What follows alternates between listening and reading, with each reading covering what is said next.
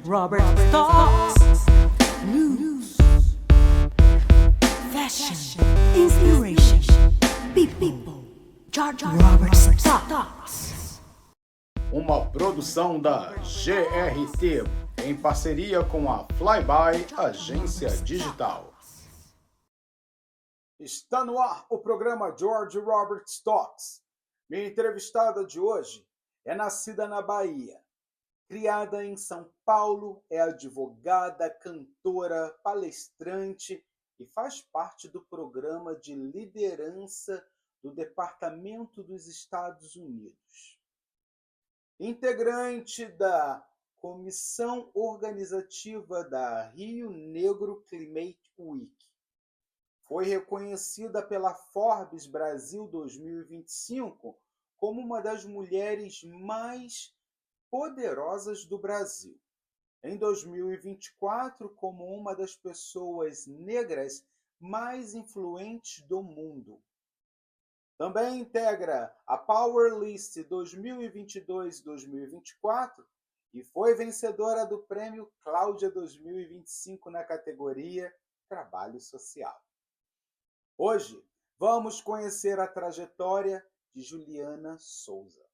George Robert Talks.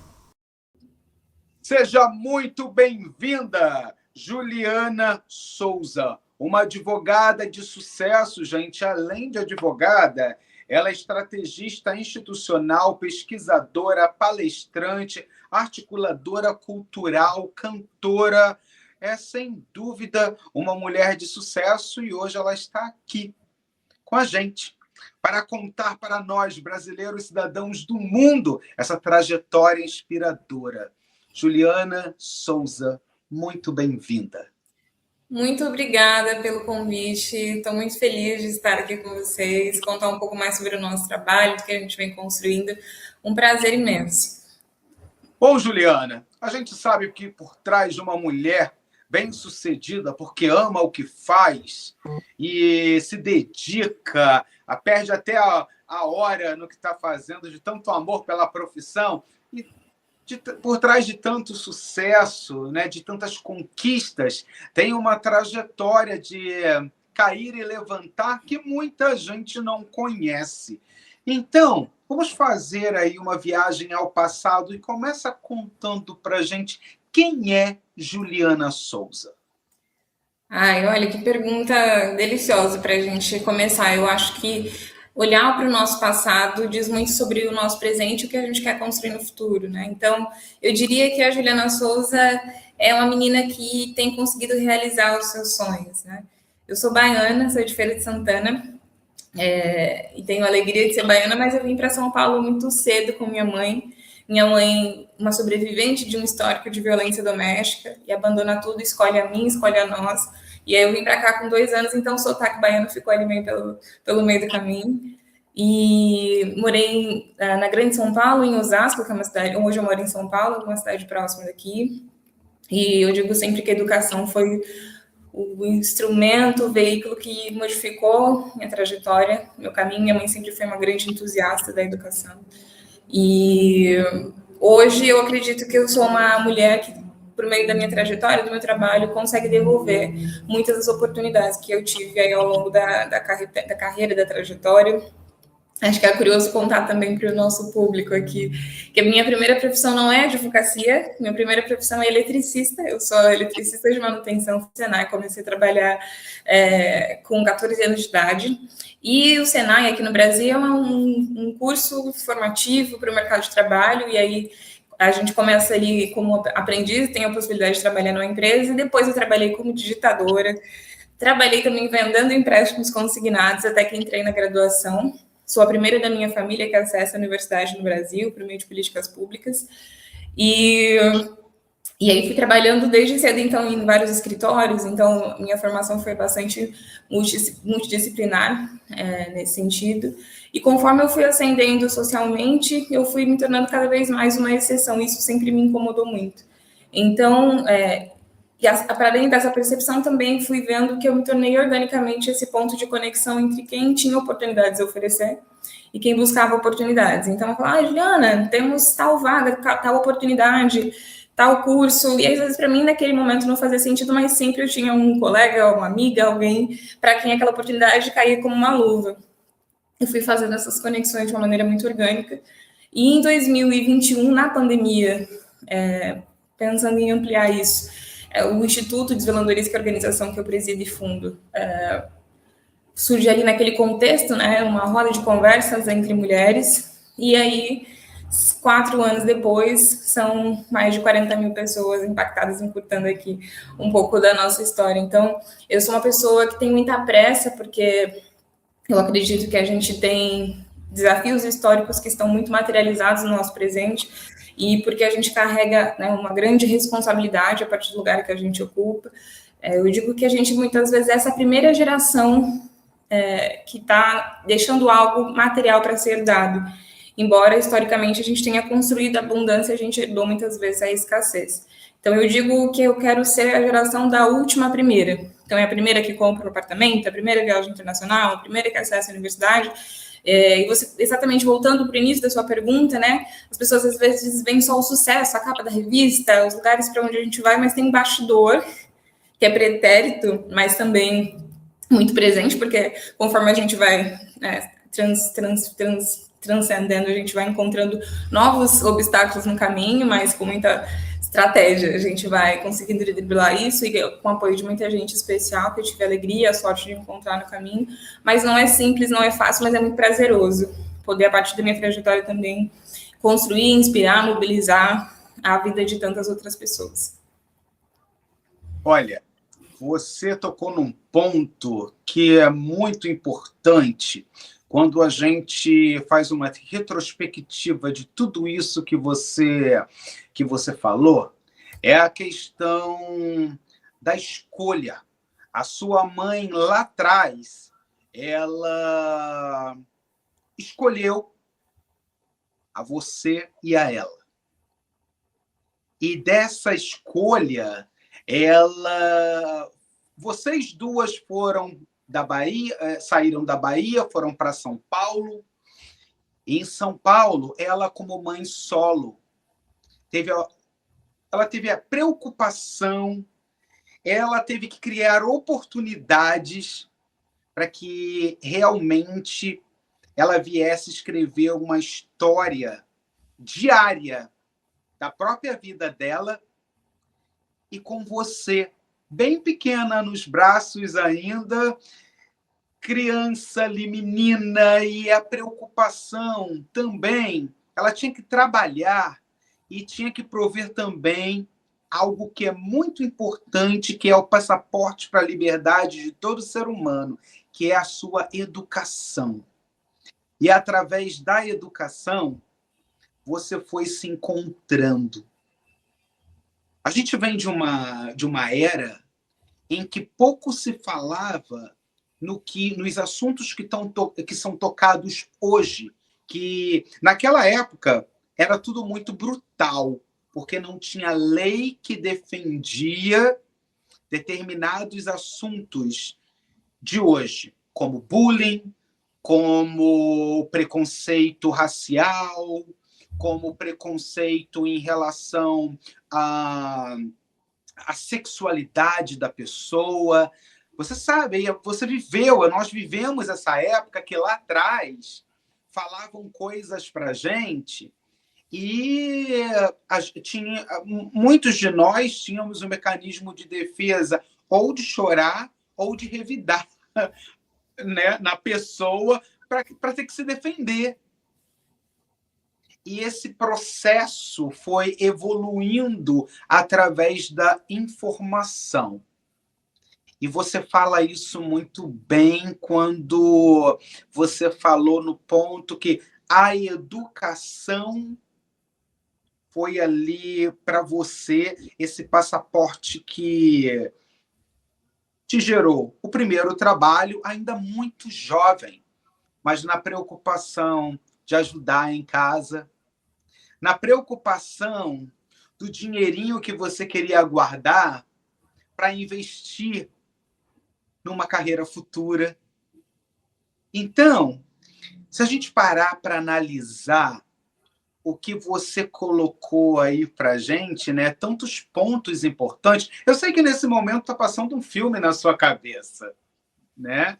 E imagina, Juliana, quantas Julianas, não vou falar só da Bahia, eu vou falar Julianas do Brasil, até mesmo outras Julianas que tiveram oportunidade em sair do Brasil e hoje são Julianas cidadãs do mundo, morando fora, morando nos Estados Unidos, onde o programa chega, morando na Europa, que o programa chega também, e imagina quantas delas hoje, viu você contando a sua trajetória, e deixa a lágrima cair e falam uma para as outras, ou falam para elas se olhando no espelho, poxa, um dia eu quero chegar ter alguém na Vogue, seja Vogue Brasil, Vogue Europa, Vogue Estados Unidos,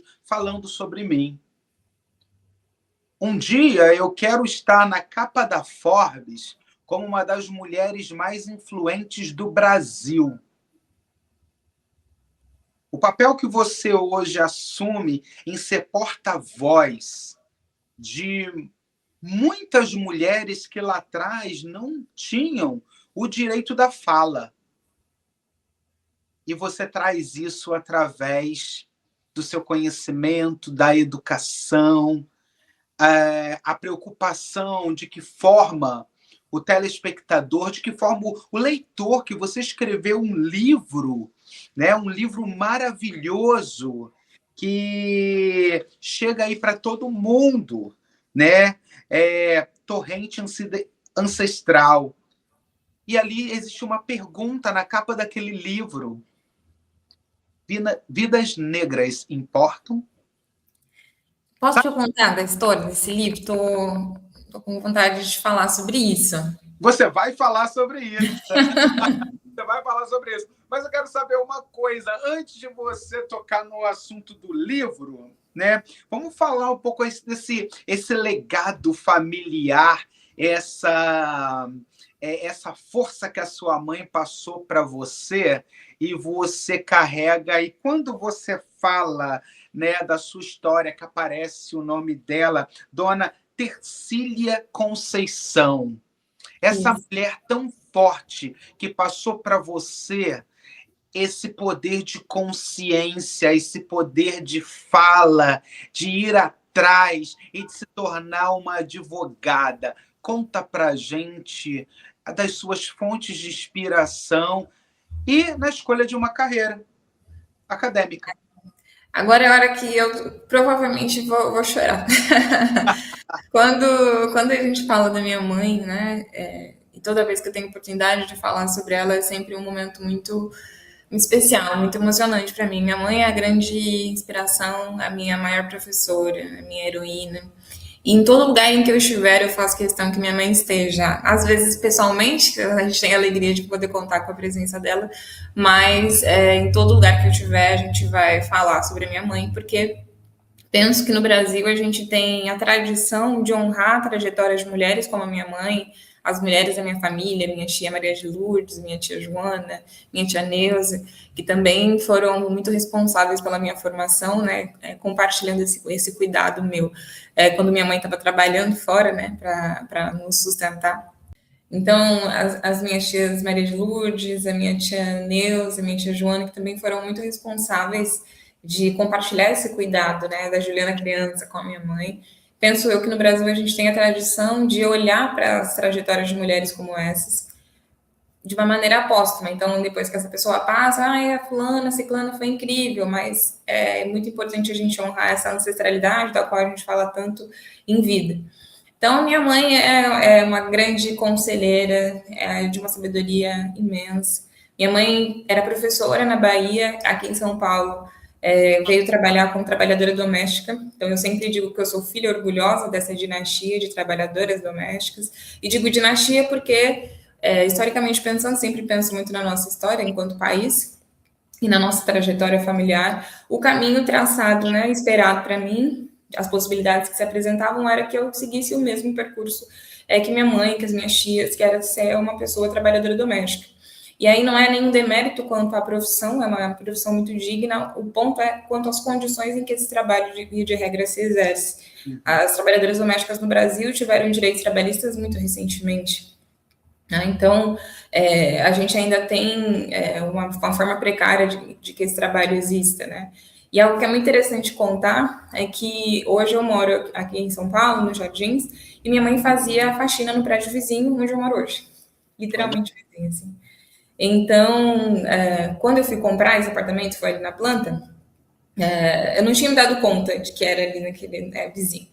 E aí, assinei o contrato e depois a gente ia praticamente semanalmente era um ritual ir lá acompanhar a obra. Agora vai começar a obra. E aí depois, agora começou a pintar, agora deu a torre. E que é muito, assim, literalmente vizinho, né? Então hoje eu moro ali no 10º andar, minha mãe trabalhava, acho que no 6º. E eu sempre, durante boa parte da minha infância, morei nos fundos. Então, hoje eu moro na frente, fui a primeira pessoa a comprar esse apartamento e uma das poucas moradoras negras. É importante dizer isso, né? Porque a cidade, via de regra, também é pensada a partir dessa perspectiva. E minha mãe ficou assim numa felicidade, foi no meio da pandemia que a gente recebeu essa chave, e eu tenho esse vídeo gravado, a realização que era nossa, assim, é uma realização que não se encerra em mim, assim, uma realização da nossa família.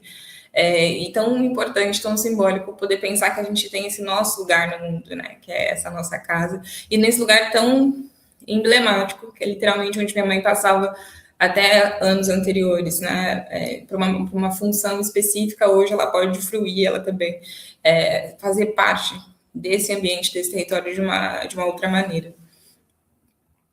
E a escolha de uma carreira, como foi para você, né, esse processo acadêmico?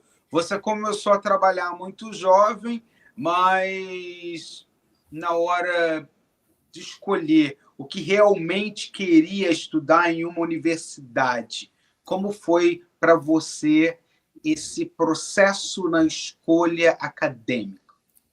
Muito bom poder falar sobre isso também. Na minha adolescência, na minha infância, como eu comentei, minha mãe fugiu de um histórico de violência doméstica. Então, nós vivíamos com muito medo de meu pai um dia aparecer e nos encontrar e me levar da minha mãe. Então, eu sempre ia a shoppings, eu ia, enfim, em muitos lugares que eu ia, eu sempre era convidada para fazer foto, para teste de modelo, coisas assim, que tinha ali naqueles anos 90, anos 2000. Mas a gente nunca podia, porque vai que aparecia depois na televisão, né? Meu pai saberia onde a gente estaria. E aí foi assim durante boa parte da adolescência. Eu adorava, gostava muito de cantar também, sempre gostei muito de cantar, mas essa parte, essa vontade artística ficou um pouco de lado. Ao mesmo tempo que eu sempre fui muito estudiosa, né? Então sempre fui excelente aluna, excelentes notas. E eu falo que minha mãe fez uma ameaça quando eu era criança que deu muito certo. Ela falou para mim, acho que eu tinha uns 8 anos de idade, ela falou: Juliana, se você não estudar, deixa de ser sua mãe. E eu acho que essa ameaça deu certo. Falou dela. Acho que deu certo. Eu ali com um ponto fraco da filha, né? Ela podia falar, mãe, você nunca vai deixar de ser minha mãe. Exatamente. Mas aí eu lembro que quando eu estava ali finalizando o ensino médio, já pensando o que eu queria fazer, eu queria ser juíza inicialmente, ali pensando no final da adolescência. E aí, o curso de Direito sempre foi muito caro, né? Inacessível partindo do lugar de onde eu venho. E aí, a gente ainda não tinha muitas políticas públicas que possibilitavam acesso de pessoas, né, de situação de vulnerabilidade, pessoas negras, maiorias minorizadas no Brasil, a terem acesso à universidade. E eu lembro que passava um comercial de uma universidade, que hoje nem existe mais, aí passava o curso e o preço. Aí a gente passava odontologia, veterinária, artes e o direito. Acho que o direito era R$399. Naquela época, o salário mínimo no Brasil, acho que era cerca de R$280. Falei, gente, mãe, eu falei, então, Juliana, o que é que mas a gente vai dar um jeito. Isso eu estava ali no 2º ano do ensino médio. E aí descobri a universidade pública. Então, eu fui beneficiária de um projeto social, que foi aí a primeira vez que um projeto social impactou a minha vida, que se chamava CAP Jovem. Em que consistia esse projeto? Ele era um projeto que formava pessoas, estudantes de escola pública, para se prepararem para o vestibular, que é super concorrido aqui no Brasil. E aí, assim, fiz uma prova super concorrida, eram 30 vagas, fui aprovada. E durante um ano eu me preparei para o vestibular. Então eu entrava lá, eu morava em Itapevi, que era uma cidade no extremo da grande São Paulo, eu saía da minha casa às 4 horas da manhã e chegava no cursinho, para estar no cursinho às 7.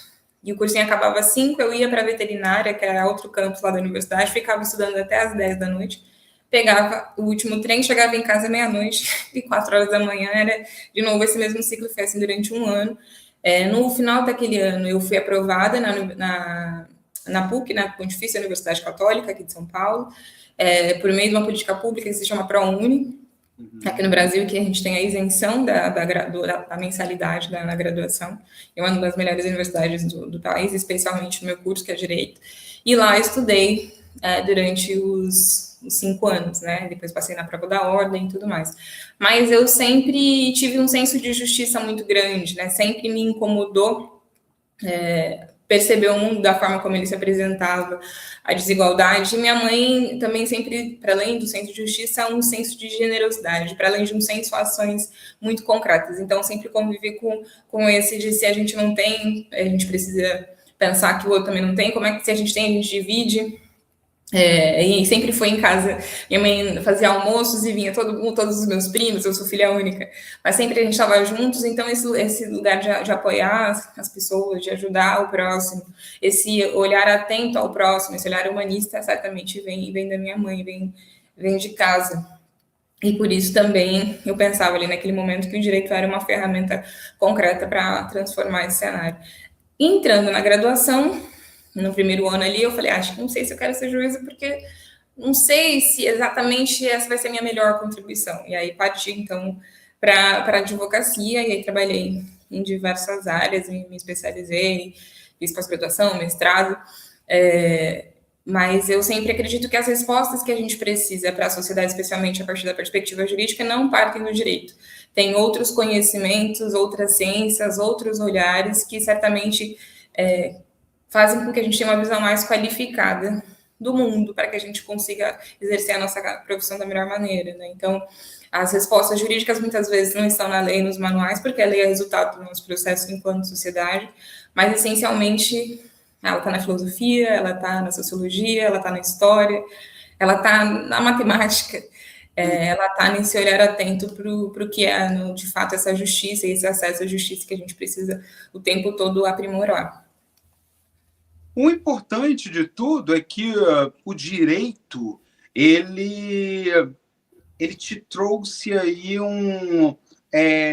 a consciência de vários fatores, porque o direito é uma ciência que nos lembra a todo momento que nós somos seres eminentemente sociais. E é por isso que é importante que tenhamos voz e defendemos aquilo que a gente acredita que é certo, né? Então, através disso, você, como advogada, brilhantemente, você veio aí a defender casos no Brasil que foram casos, podemos dizer assim, não é um caso único, mas foi o caso pioneiro que chamou a atenção de uma rede nacional de televisão, e com isso ficou muito falado no Brasil, e o caso que você defendeu veio parar fora do Brasil também.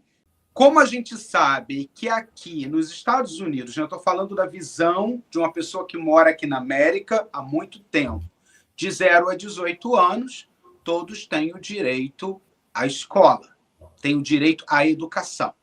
O que a gente sabe que no Brasil, ainda assim, eu vou ao Brasil nos dias de hoje, eu sou do Rio de Janeiro, eu ainda vejo crianças nos semáforos vendendo água mineral, vendendo doce, e não vão à escola, porque tem que ajudar dentro de casa de uma certa maneira. Então, o que acontece? Isso tudo que se passa no Brasil chega aqui para a gente também, né? As pessoas estão morando fora, mas quem tem acesso a familiares do Brasil, professores, advogados, essa conversa com a família e outra. A gente também tem um acesso à televisão, à internet, e nós, como jornalistas aqui fora, estudamos muito a respeito daquilo que a gente tem que conscientizar para quem está no Brasil e para quem vive aqui. Então, o caso que você defendeu chegou até nós também, e foi um caso pioneiro que tomou conta de uma rede social, de veículos como a televisão, jornais. Então, olha o que o direito trouxe para a sua vida. É você, hoje, como advogada, como palestrante, escritora, a gente sabe que você canta muito bem, né? E você tem projetos também no ramo artístico, né? Nessa indústria tão competitiva que também aí é a indústria da arte. A gente sabe que você tirou o melhor daquela universidade e de uma formação, e você está fazendo história, sabe? Você está fazendo história. Então, com tudo isso, você decide, né, com essa produção intelectual que conecta uma teoria crítica, experiência territorial, cultura, comunicação pública, que fala sobre democracia, mobilidade social, reconstrução simbólica, e esse papel dessa sua narrativa, né, que traz para o presente essa importância de abraçar causas e que também fica para quem quer chegar onde você está hoje. E com isso você desenvolve o livro, o porquê, ou como surgiu o projeto do livro Torrente Ancestral. Maravilha, chegou a hora de falar do livro. O livro surge de uma live, é curioso dizer isso, né? No meio da pandemia, eu fiz uma live com a cantora Anitta. Foi minha primeira live. A Anitta estava ali fazendo, né, várias conversas importantes sobre uma série de assuntos e tive a oportunidade de ser conectada a ela para falar sobre relações raciais do Brasil. E foi exatamente naquele dia do Blackout Tuesday. Coincidentemente, eu nunca tinha feito uma live na minha vida, gente. Meu Instagram tinha ali, acho que 900 pessoas. Naquela época, não dava para fazer mais de uma pessoa a live, né? Então, eu não sabia como funcionava, que eu era super analógica. E aí veio uma colega minha de Brasília, advogada também, para fazer essa live comigo. Então, fomos ali para o escritório de um colega na época fazer essa live. E eu estava em pânico, porque, assim, eu sou advogada, mas minha linguagem era muito jurídica, muito específica naquela época, né? E eu falei, gente, a Anitta, com um monte de gente lá. Mas foi muito tranquilo. Acabamos nos divertindo muito. Parte dessa live, inclusive, foi para o documentário dela na Netflix. Naquele dia, eu tinha 900 seguidores, mais ou menos, quando eu comecei a live. Terminei a live com 6 mil seguidores. E a gente teve 2,5 milhões de views em 24 horas. Assim. E aí, saiu na mídia, no jornal, enfim, todo canto. E, para mim, para além do impacto da surpresa, né, de tanta repercussão, foi compreender a importância de decodificar o direito à linguagem a partir de uma outra perspectiva. Então, eu cheguei ali com uma perspectiva de fazer uma palestra, que era o que eu estava acostumada, e acabou se tornando uma conversa. Foi muito mais efetivo. Muitas pessoas que não são do meio jurídico começaram a entender, a olhar para temas que eram importantes a partir de uma outra perspectiva, que não tinham tido ainda a oportunidade de conhecer, ou até mudar de opinião, ou aprofundar. Foi um grande presente, assim, para mim. As pessoas falam dessa live até hoje, tá salvo lá no perfil da Anitta, tá aí nas redes. E depois daquele dia foi uma virada na forma como eu trabalho, como eu vejo a comunicação, como eu vejo o trabalho do jornalismo, esse lugar de ampliar a conversa, de levar a informação. Então, assim, tenho grande admiração pelo trabalho que vocês da imprensa fazem. Obrigado. Para mim foi um grande despertar. Então, um monte de gente do meio artístico conheceu meu trabalho ali naquela época. a família que me contrata para esse caso emblemático histórico também, que me conheceu ali naquela live, e anos depois a gente começou a trabalhar juntos. E um dos convites e de tantos desdobramentos dessa live foi o convite do professor Álvaro Gonzaga, que estava organizando uma coleção que se chama Leituras Críticas Importam, exatamente lá da PUC São Paulo, para que eu escrevesse sobre esse tema de relações raciais no Brasil. E é um livro que eu escrevi em 10 dias. Uma amiga minha fala que, na verdade, eu não escrevi, eu coloquei ali esse repertório, esse acúmulo de anos de história e de pesquisa nesse livro. E é um livro sobre direito, mas às vezes, direito, coisa chata. Não, é um livro que fala sobre direito, mas numa perspectiva da gente conversar, não é um livro jurídico. Trago também ali parte da minha história, do meu trabalho, do meu olhar à época. É um livro do qual eu me orgulho muito. E Torrente é a Chuva, né? E Ancestral, porque eu queria que a gente olhasse também para a nossa ancestralidade, para pensar o direito, a partir dessa perspectiva pretérita, né, do nosso passado e do nosso futuro. E atrás do livro tem uma foto da minha mãe e das minhas tias. E elas abrem também, cada capítulo tem uma foto de cada uma delas, exatamente nessa tentativa de imprimir e resgatar essa memória que está muito viva para mim, é muito viva para a nossa família. Então, as mulheres da minha vida estão ali comigo, como eu disse antes, né? Sempre que eu puder, elas estarão, porque eu estou aqui conversando com você nessa tarde ensolarada, porque elas tiveram que abrir mão de muita coisa, né? Então, é o mínimo que a gente está fazendo. E é um livro que eu adoro. Quero te entregar ali, né, quando a gente se encontrar. Então é isso. E para você que está aí do outro lado nos assistindo, quer saber mais sobre a doutora Juliana,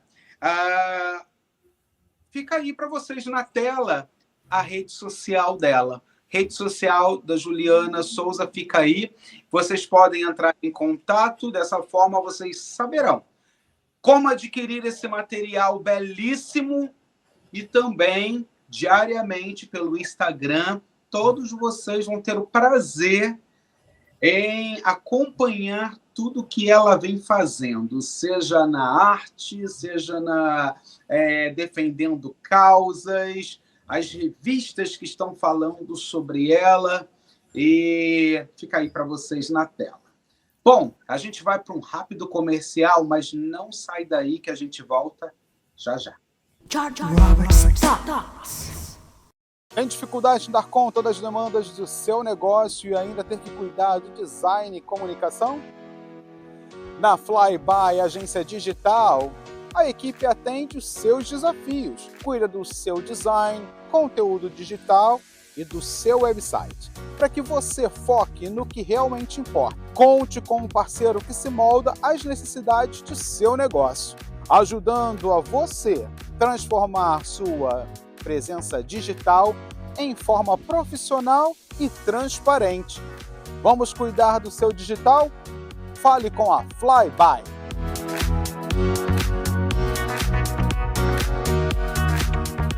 Bem-vindos à barbearia do Carioca. Nosso ambiente aconchegante garante uma experiência agradável e descontraída. Cortes de cabelo a partir de R$ 45 e cabelo mais barba por apenas R$ 80. E também oferecemos vários serviços para ajudá-lo a encontrar o estilo que melhor se adapta a você. Venha nos visitar e experimente nossos serviços excepcionais a preços acessíveis. Você merece essa experiência. Got a leaky faucet, clogged gutter, or damaged roof? Sometimes you just can't fix it yourself. Our Hire a Husband for a Day handyman services tackle all your home problems. For over 15 years, we've been helping homeowners across New Jersey, New York, Pennsylvania, and Connecticut with quality repairs you can trust. Call us and say you found this ad and get 15% off all services. Call G&L Construction Pros today. Robert Talks. Estamos de volta dos nossos comerciais e é com muito prazer que toda semana eu converso com pessoas que são fonte de inspiração. E a minha entrevistada de hoje é, indubitavelmente, uma fonte de inspiração, uma mulher que faz toda a diferença com o seu trabalho E com isso, ela vem chamando a atenção de um público nacional e internacional. Me lembrei que eu sou uma mulher negra, o país em que a cor da pele chega primeiro. Me lembrei que eu parto de um desafio imenso, que é competir com a história. Mas me lembrei também que esse mesmo Brasil precisa se olhar no espelho da história e entender a partir daí que legado quer transmitir. Por isso, eu estou aqui. Juliana, vamos lá então. Queria falar um pouco, Juliana, sobre o impacto jurídico e esse reconhecimento nacional. Conta pra gente, né? Através da sua carreira, nós falamos assim rapidamente no primeiro bloco,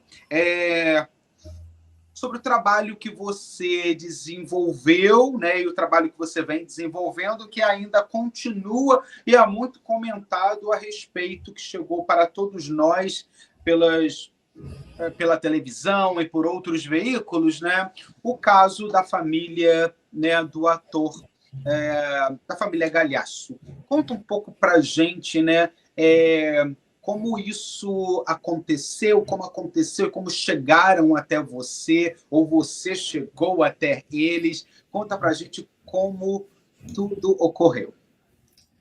Perfeito. Eu trabalho com a família, né, do Bruno, do Giovanni Ben, que é um dos trabalhos que eu mais me orgulho de ter feito.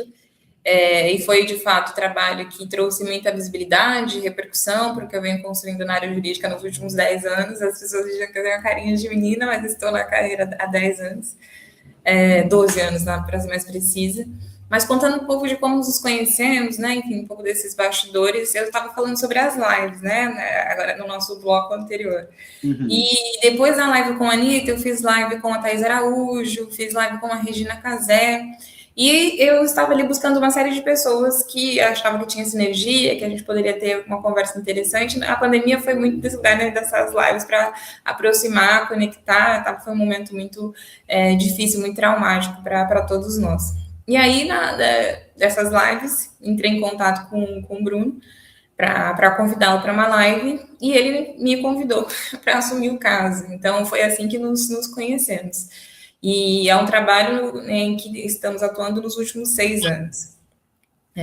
Então, é muito importante, eu sempre me emociono quando falo dessa causa em específico, porque é um trabalho que fala sobre a gente deslocar o lugar, né? Eu sempre conto, quando tenho oportunidade de falar sobre essas temáticas, que eu fui uma criança negra que descobriu o racismo na escola. Não, então, aos 12 anos de idade, um garoto da sala falou que minha mãe arrancava meu cabelo para lavar a panela. Isso foi um processo extremamente traumático para mim. Faz, sei lá, uns 6 anos que eu falo, né, sobre isso sem chorar. E hoje, ter podido trabalhar, né, e continuar atuando em causas como essa, que ressignificam a forma de um lugar que tentaram, né, me vitimizar, me colocar nesse lugar de ausência de direitos e construir a partir do nosso trabalho uma reparação que é simbólica para esse caso em específico, mas também abre um precedente. Isso quer dizer, muda a forma como o judiciário brasileiro olha para isso, é fundamental. Então, essa Juliana e tantas essas outras Julianas, essas outras crianças negras que sofrem racismo e discriminação por serem quem são, é algo que faz com que dê um gás, uma energia, a gente tem uma esperança de estar refundando a forma como a gente olha para isso.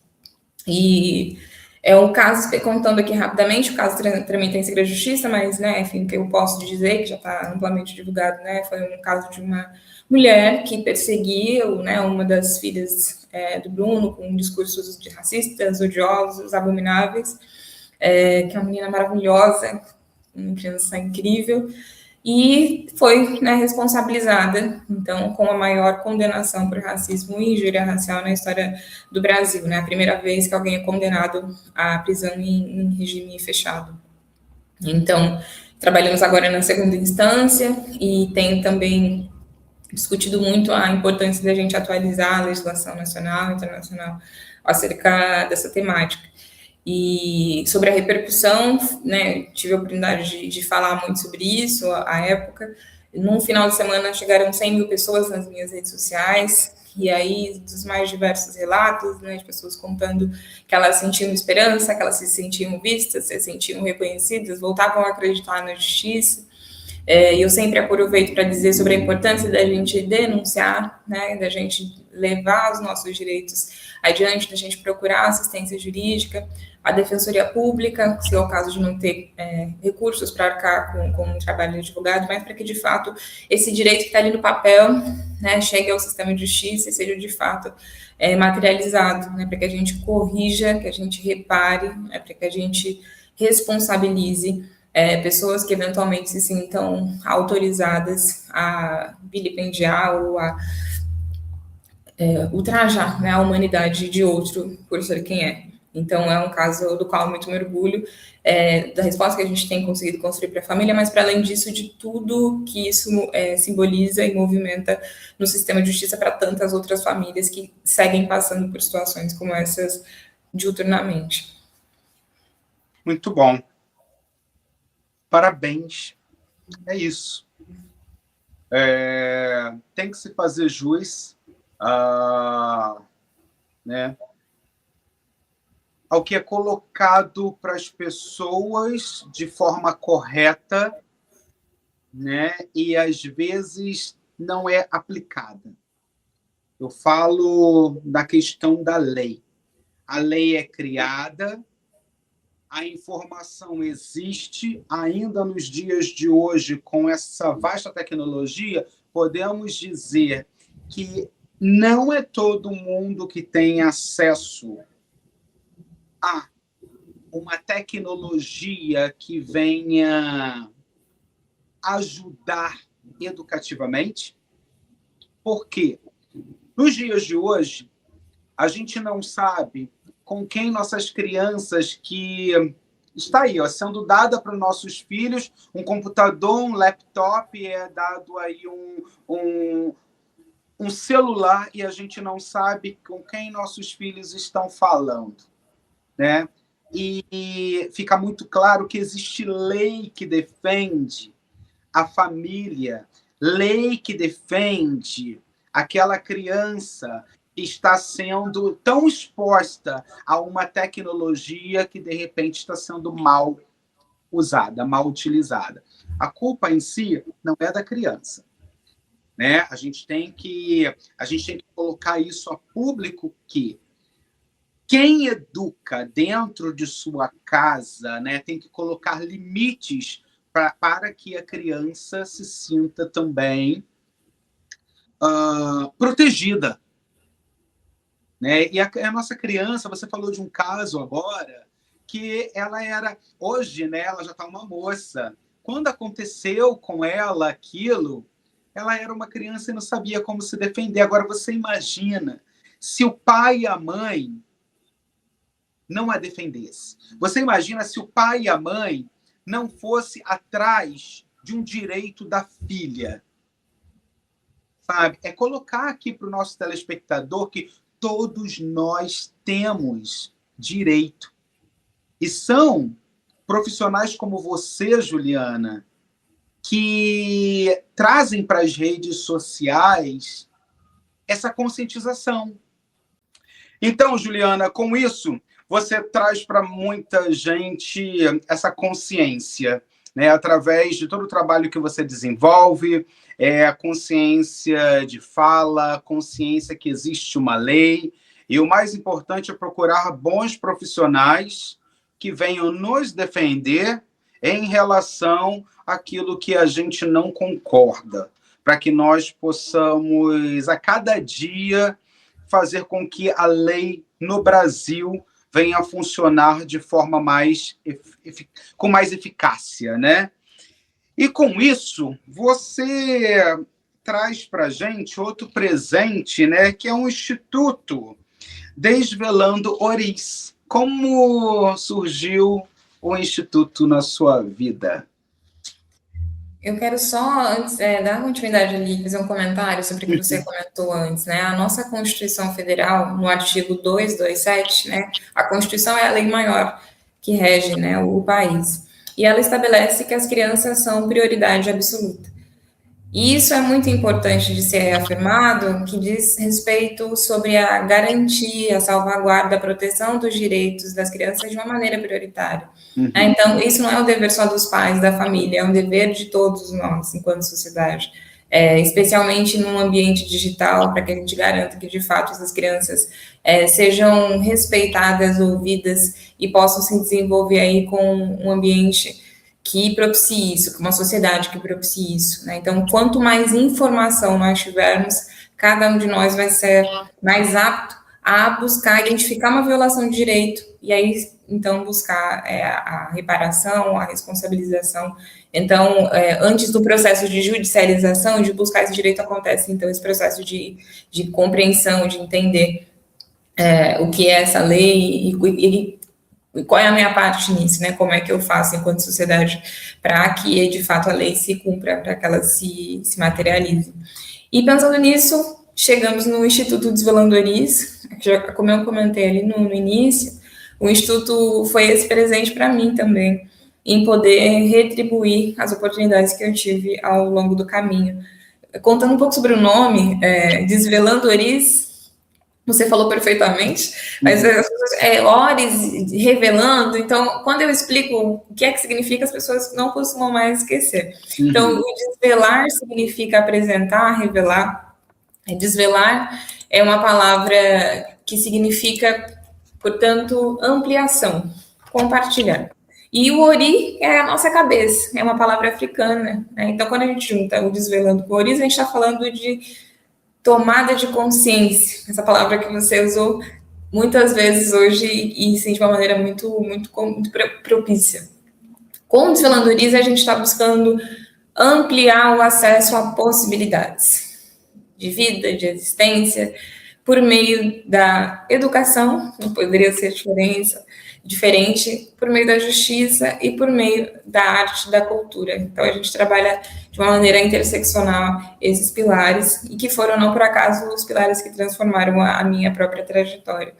O Instituto tem 4 anos de existência formal, mas esse é um trabalho, como eu conto, que a gente já faz há mais de 10 anos, mas de existência formal o Instituto tem 4 anos, impacta diretamente mais de 40 mil pessoas, e dentre a série de ações que nós fazemos, né, dentre as várias frentes em que atuamos, nós quisemos prioritariamente olhar também para a comunidade onde eu morei, a favela do Escadão da Paz, em Itapevi, em que nós temos ali 150 famílias, porque, como você falou, a gente às vezes tem a oportunidade de sair, conquistar o mundo, mas esquece de olhar para casa, de onde a gente vem.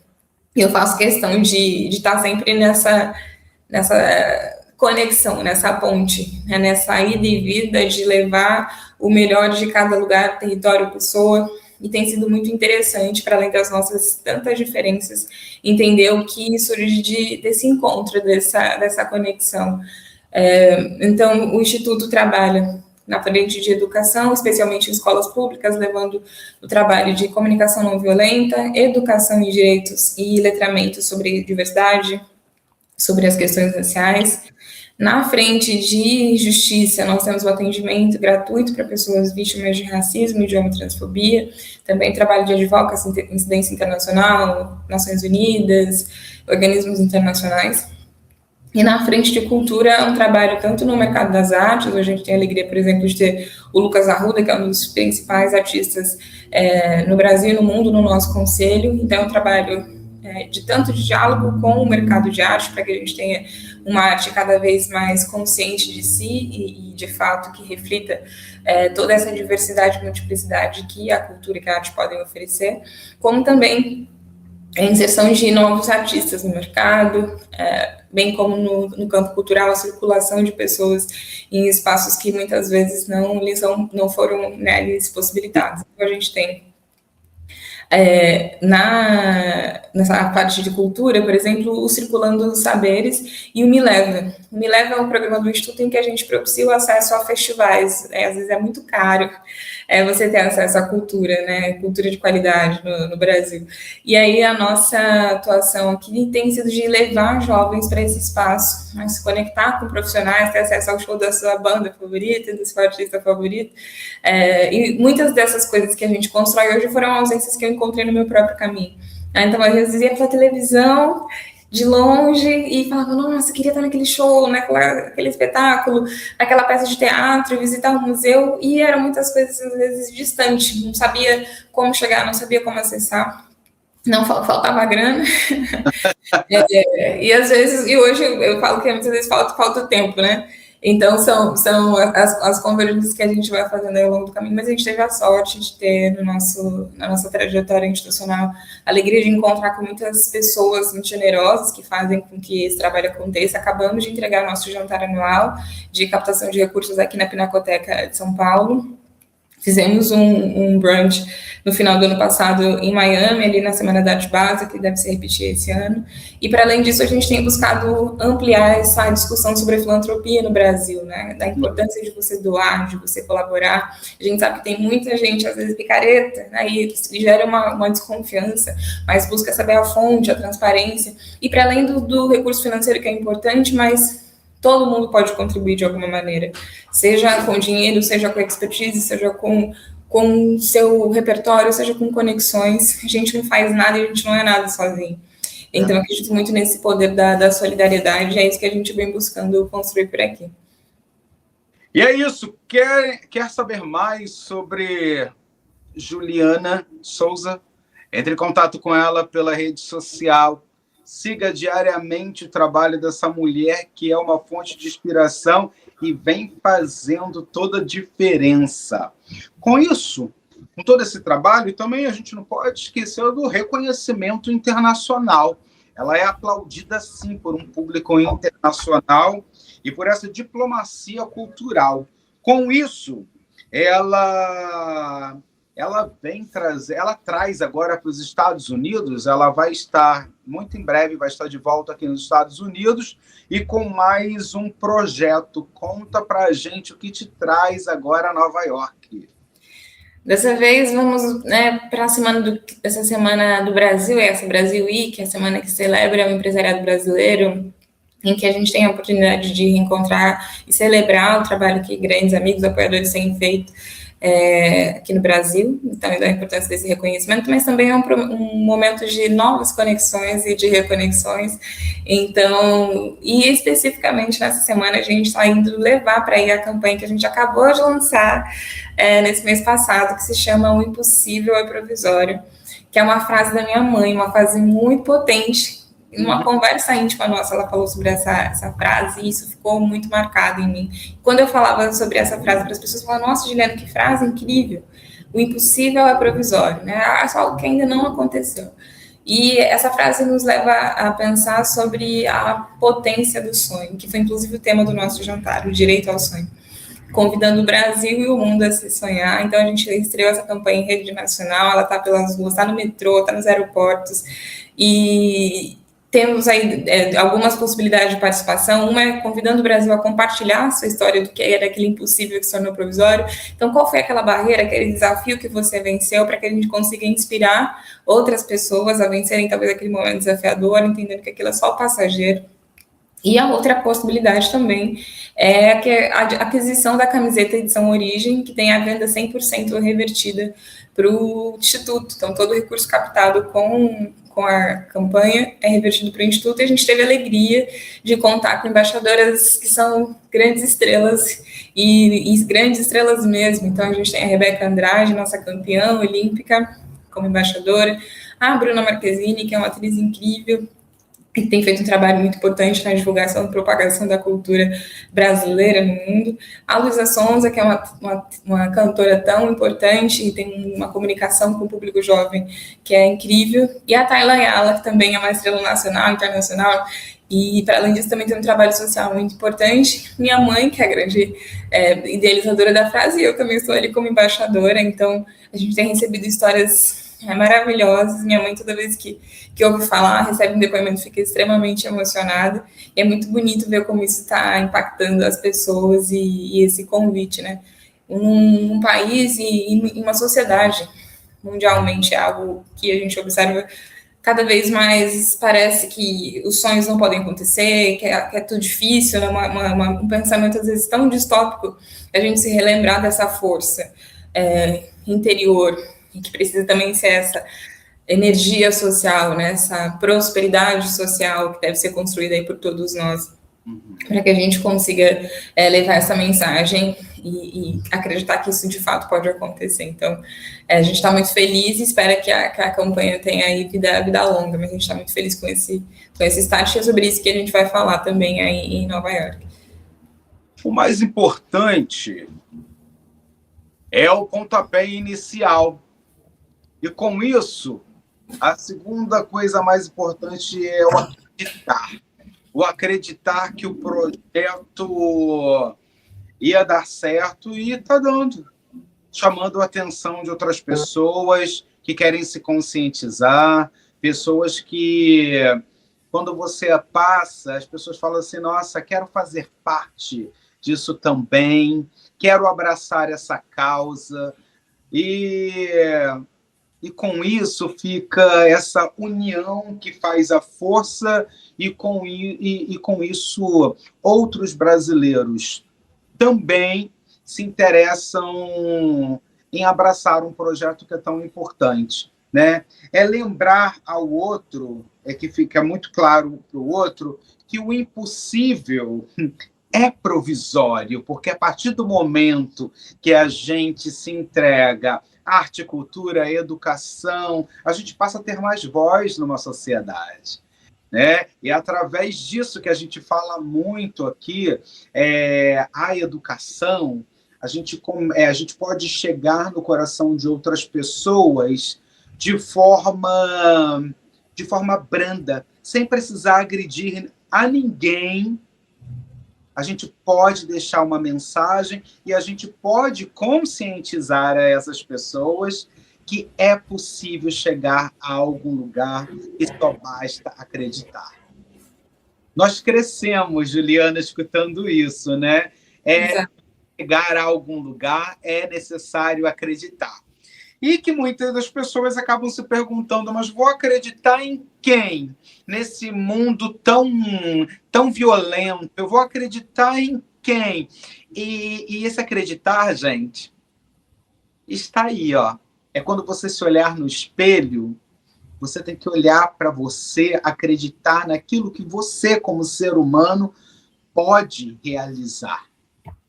Às vezes, né, Juliana, parece algo tão pequeno, mas que reflete de forma tão grande na vida de pessoas que estão ao nosso redor a todo momento. Um simples bom dia, um simples oi, como você está, salva a vida de uma pessoa. Porque ali você está dizendo para essa pessoa, olha, eu te enxergo, eu vejo o que você está fazendo. E o que você faz toda a diferença. Então, é isso, né? É o poder da consciência. E através da consciência, a gente se comunica. E é através da comunicação que a gente deixa para todos que estão nos assistindo a história de uma mulher forte, bonita, uma mulher brilhante no que faz e acreditou que aquela menina poderia, sim, chegar a algum lugar, porque a mãe dela, a todo momento, a lembrava de algo muito importante. Minha filha, é só acreditar que você chega lá. E o impossível que você acha que é hoje é só provisório, porque o futuro te guarda aí coisas muito melhores, né? Então vale muito a pena acreditar.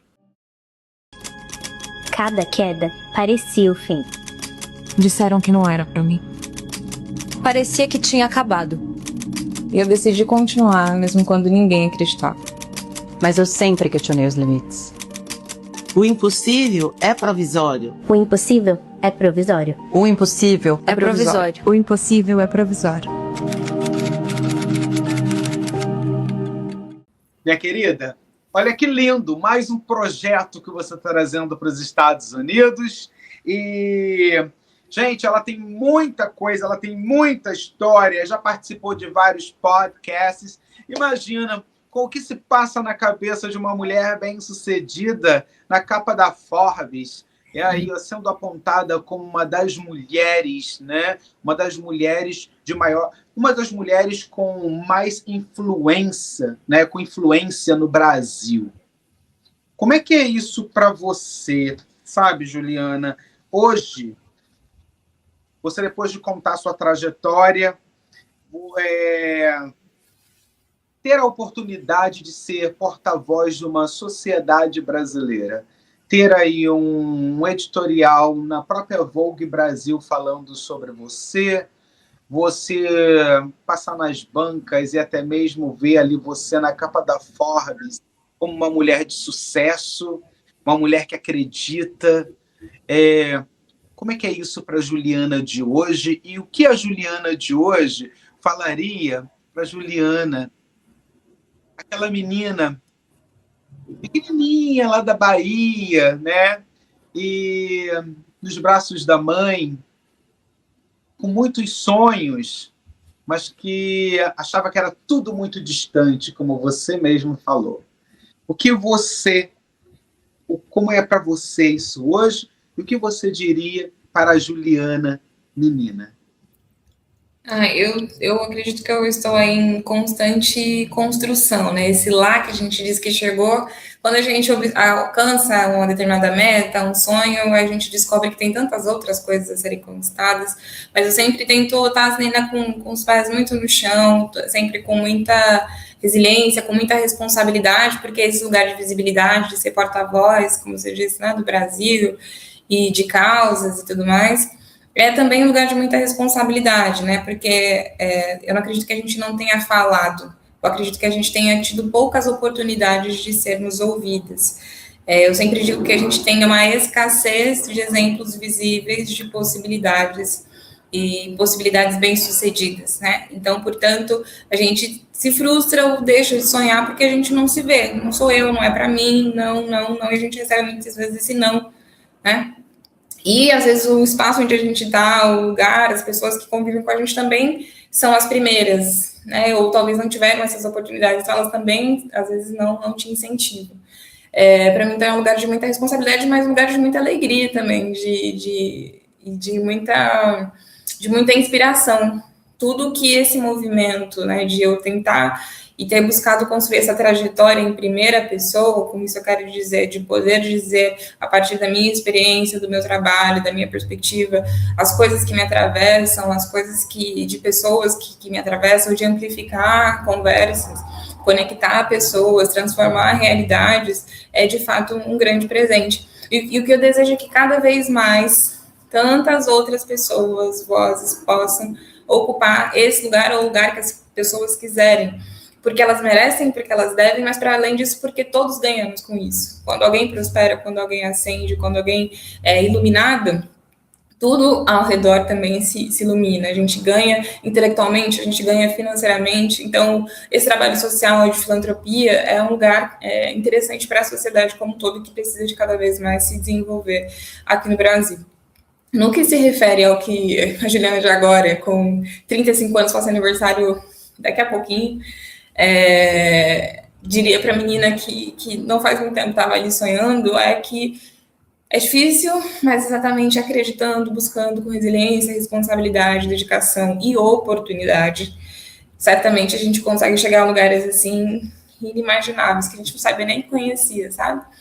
E o que eu quero que isso aconteça cada vez mais cedo, né? Eu digo que eu venho de um lugar em que as pessoas trabalharam muito, comeram muito mal, dormiram muito pouco e morreram muito cedo. A gente vem, via de regra, de um lugar de sobrevivência. O que eu tenho buscado construir é o bem viver, para que a gente consiga aproveitar, fruir da vida, né, do que ela tem a oferecer e do que a gente também pode oferecer para essa vida que a gente está construindo aqui enquanto sociedade. Então, os meus votos é que cada vez mais as pessoas se conscientizem da sua própria potência e que façam dela algo que pode transformar a própria realidade e de tantas outras pessoas, e que a gente tenha, de fato, ferramentas para que todos esses talentos sejam, de fato aproveitados aí na sua máxima potência. Na arte, na cultura, no direito, enfim, no jornalismo, onde quer que a gente queira estar, porque, de fato, a oportunidade, conectar o talento com a oportunidade faz toda a diferença, e essa é uma das minhas missões na vida, e é uma das formas como eu enxergo o mundo, e espero que a gente consiga compartilhar esse olhar com cada vez mais pessoas, que eu acredito que todo mundo ganha com isso. Parabéns, que coisa boa. Gente, não paramos por aqui, vamos para um... Olha, rapidamente nós vamos agora entrar num bloco, na outra parte do nosso programa, que é o nosso bate-bola. Vamos, Juliana? Bate-bola com Juliana Souza.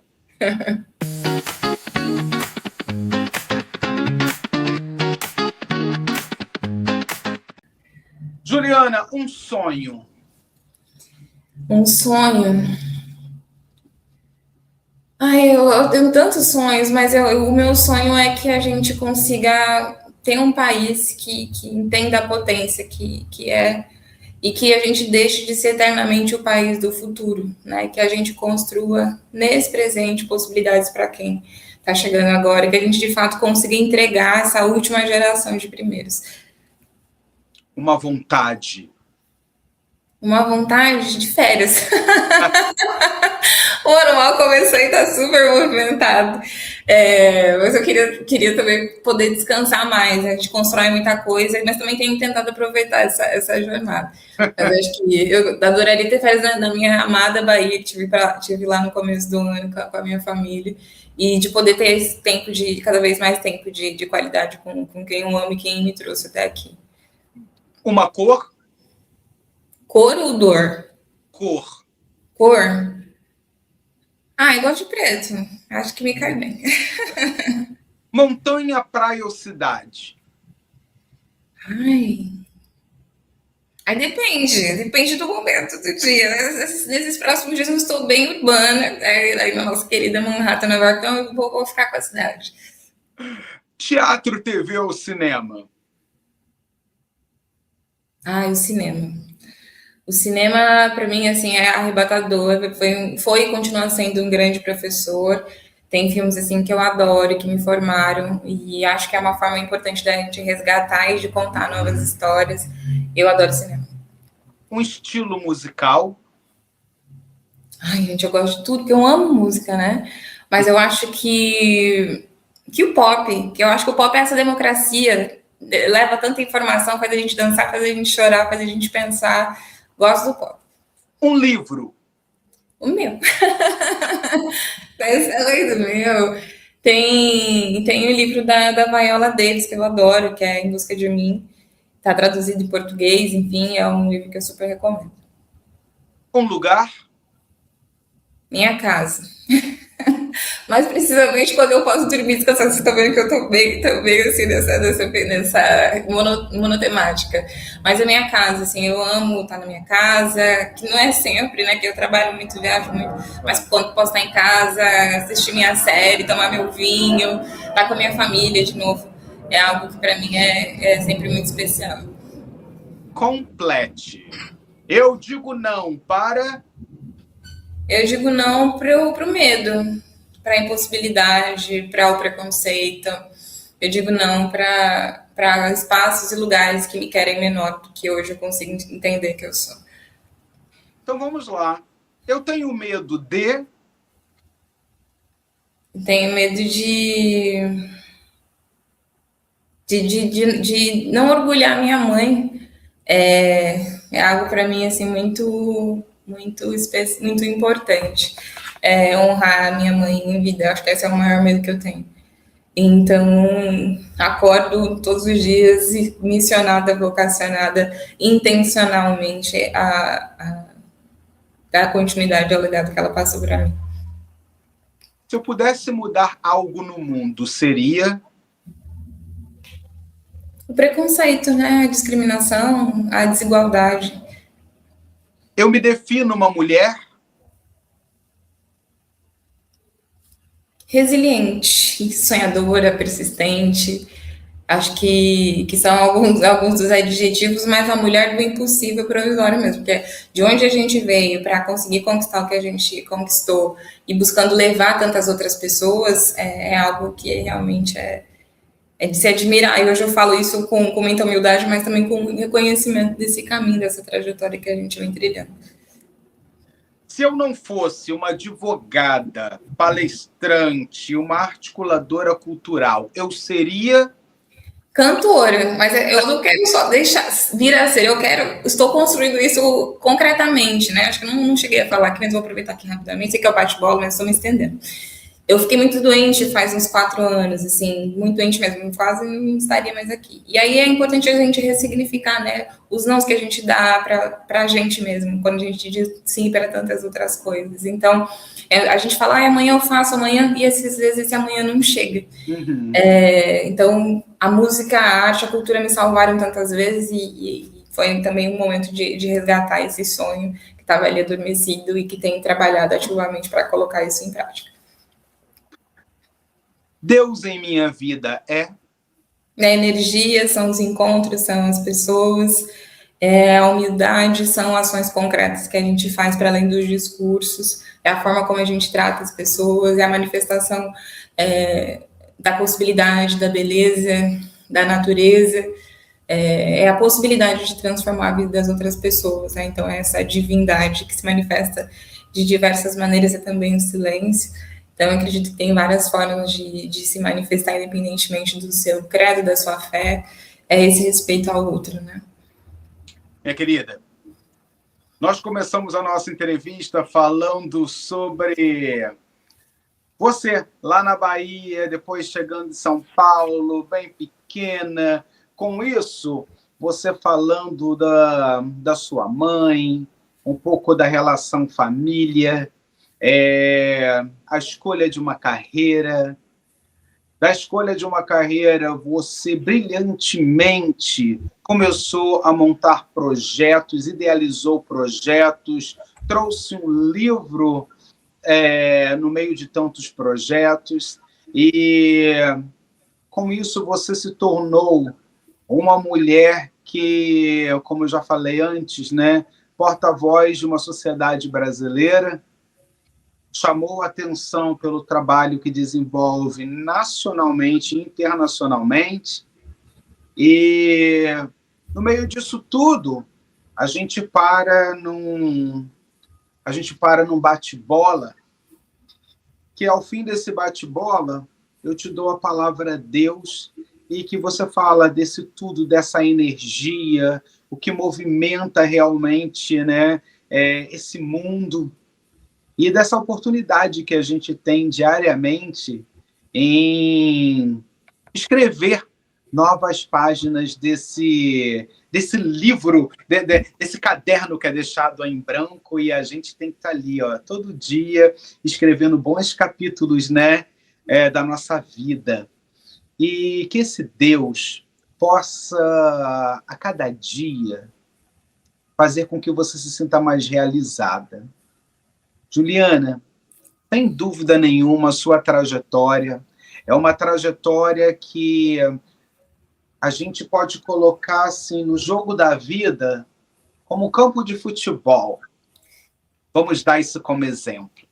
De um lado, nesse campo, desse jogo, tem uma arquibancada torcendo para você cair, e do outro lado, uma arquibancada de pessoas, e quando você passa, eles levantam para te aplaudir de pé. E são essas pessoas que contam todos os dias os minutos, os momentos para que você passe e que você venha trazer para esse campo de futebol gols, projetos, e que impulsiona, sim, a essa arquibancada do bem a continuar vibrando pelo seu sucesso. Tenha certeza de uma coisa, que a pessoa que vos fala está aqui nessa arquibancada só esperando você passar para aplaudir mais um projeto seu. Em meu nome, em nome da minha equipe, mais sucesso para você, parabéns por tudo que você está desenvolvendo o que você está deixando para o nosso público. E por ser essa pessoa tão brilhante e preocupada naquilo que passa para aquelas pessoas que estão ao seu redor, pessoas que têm oportunidade em desenvolver junto com você projetos e com isso fazendo toda a diferença. Parabéns para você, mais sucesso e que Deus te abençoe sempre. E que você se sinta cada dia mais inspirada para continuar trilhando esse caminho do bem em defesa daquelas pessoas que ainda não sabem, carregam na veia o poder. E o poder só pode ser delegado a partir do momento que a pessoa tem consciência que ela pode. Então é isso. Fazer acontecer. Parabéns para você. Muito obrigada pelo espaço, pela essa troca tão generosa, pelo convite, pelo seu trabalho, da sua equipe. Para mim, para minha mãe, para minha dinastia, para o trabalho que a gente realiza é sempre tão importante ter a oportunidade de falar quem somos, a que viemos, para que a gente tenha a oportunidade de, quem sabe, contagiar outras pessoas, independentemente de onde a gente está. Eu sempre digo, se eu soubesse mais cedo que era possível, tantas outras coisas na minha vida teriam sido mais fáceis. Então, eu te agradeço pela oportunidade de estar aqui. Fico te esperando aqui no Brasil, quando você vier vir aqui nos visitar. E parabéns pelo trabalho. Muito obrigada a todos que nos assistiram. Espero que a gente siga juntos. Acredito muito que tudo na vida é uma grande troca, né? A gente aprende e ensina o tempo todo. Obrigada, gente. O programa está aberto. Quando tiver mais novidades, mais projetos, que você está aí, ó, está aberto para você, tá bom? E você pode voltar e contar para todos nós, brasileiros, cidadãos do mundo, o que você tem aí a trazer para que nós juntos possamos conscientizar a muita gente o quão importante é a educação na nossa vida, a cultura, a arte. Então é isso. Para você que está aí do outro lado, que ficou com a gente todo esse tempo da nossa entrevista, quer seguir o que a Juliana Souza vem fazendo, fica na tela para você. E muito obrigado mais uma vez pela sua audiência e com certeza a gente se vê em breve. Robert Talks. Robert Talks.